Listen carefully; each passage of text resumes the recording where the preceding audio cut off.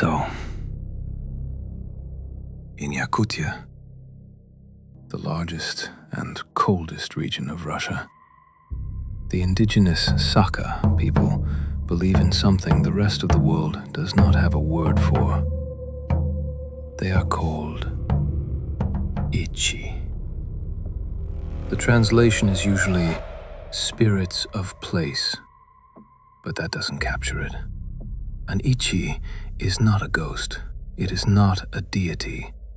It is the consciousness of a specific location. A particular bend of a particular river, a specific tree, a specific rock. Everything has one. Every lake, every valley, every patch of forest, every house, every fire pit, every road. They were there before the Sakha arrived in Siberia 1,000 years ago. The Sakha did not bring them. They found them already living.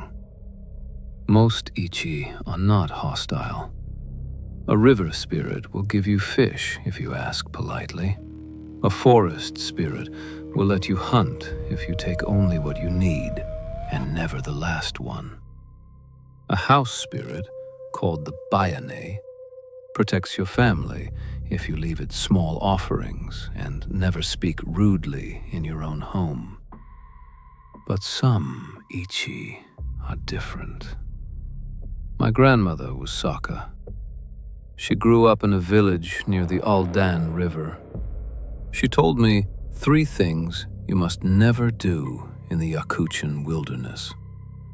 First, never sleep with your feet pointing toward an old tree. The Ichchi of that tree will assume you are dead, and it will start the work of pulling your soul out to keep with the others it has collected. You will wake up in the morning still alive, but never quite the same. Quieter, smaller, like something was taken. Second, never urinate in a river or stream without first asking permission out loud. The water Ichchi remember insults, sometimes for generations.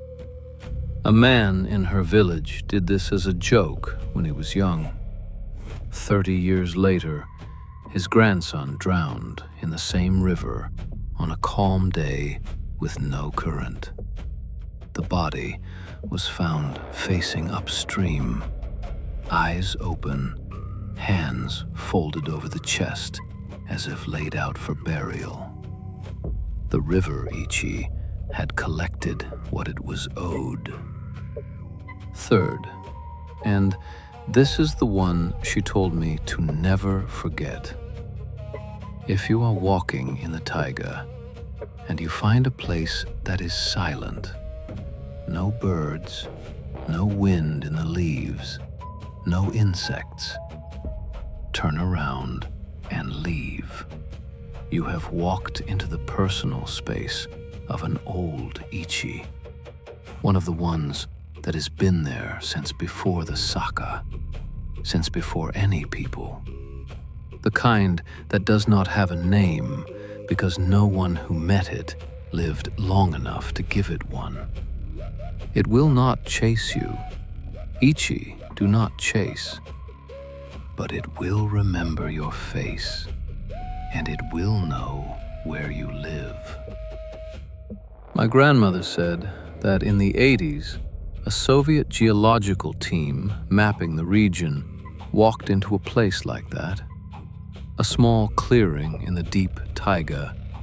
No animals, no sound. The team leader took photographs and notes. He laughed about it back at base camp, called it atmospheric. He went home to Moscow 2 weeks later. He lived in an apartment on the 7th floor. He fell from his balcony in the middle of the night on a calm, windless evening. No alcohol, no note, no history of illness.